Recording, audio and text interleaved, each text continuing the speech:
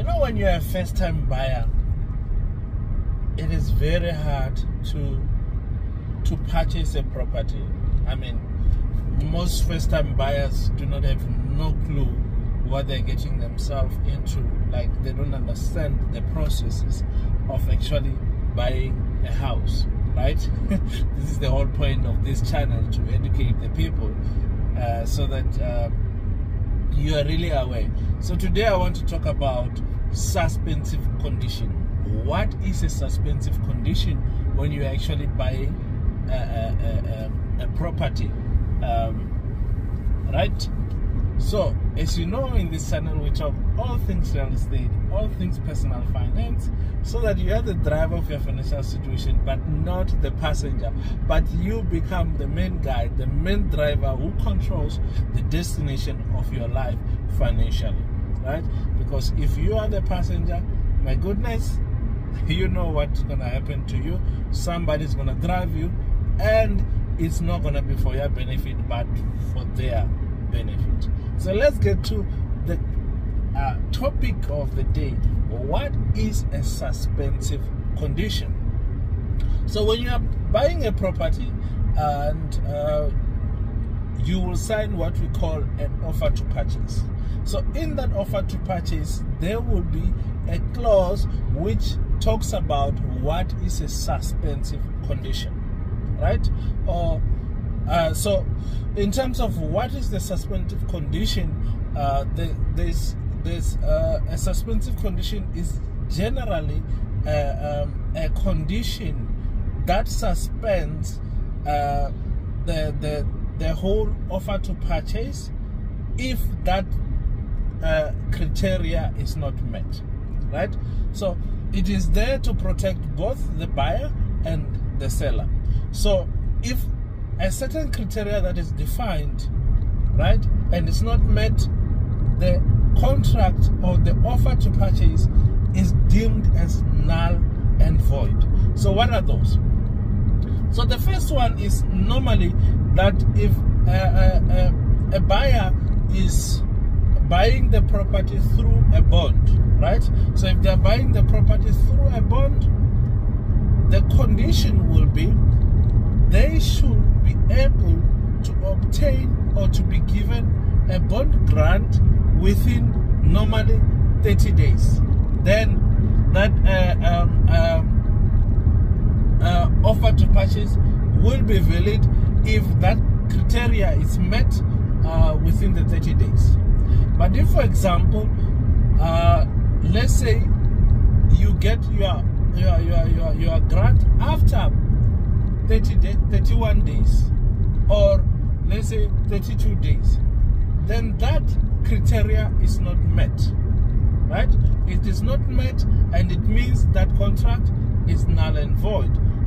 In that regard, what needs to happen is that there needs to be an addendum of extension that needs to be written that this contract is extended, and the time period is extended to let's say 45 days or whatever, right?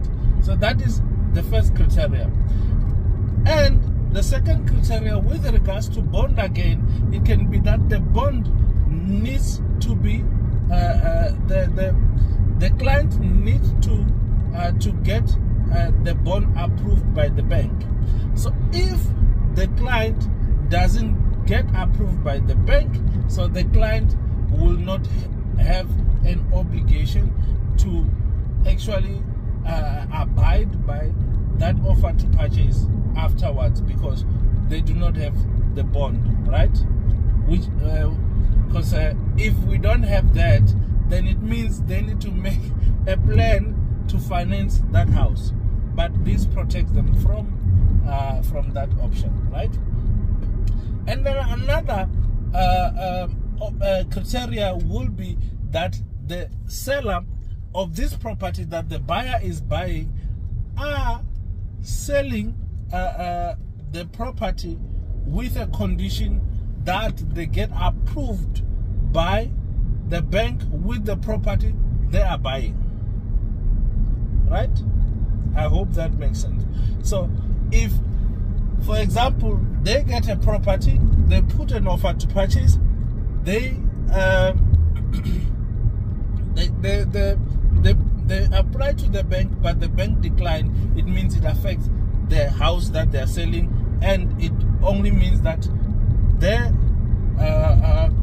offer to purchase is also null and void, right? And then the last one, it's when the buyer is selling a property. So they are buying a property with a condition to sell the property they are currently staying in. So now, if there will be a specification of how long it must take for that property to sell. If that criteria is not met, let's say 30 days, 6 months, 3 months, or whatever the agreed time is, but you find that the property is not sold within the specified period, two things might happen. It's either they all agree, both the buyer and the seller agree on what the extension, or rather just deem the offer to purchase null and void and continue with somebody else. I hope this information really helps you to understand the suspensive condition. But one thing that you must note is that once the suspensive condition has been met, the contract is enforced and is binding, legally binding, right? But you must also know that the moment the seller and both the buyer sign the contract, the offer to purchase is legally binding. And if you want to withdraw from it, you'll find that it's going to cost you. You might be sued, or you might end up in court. So it is very much important that you understand what an offer to purchase is and what are the legalities around it. I hope this information really helps you and really adds value in your property transaction that you still want to do, or you are busy with at the moment.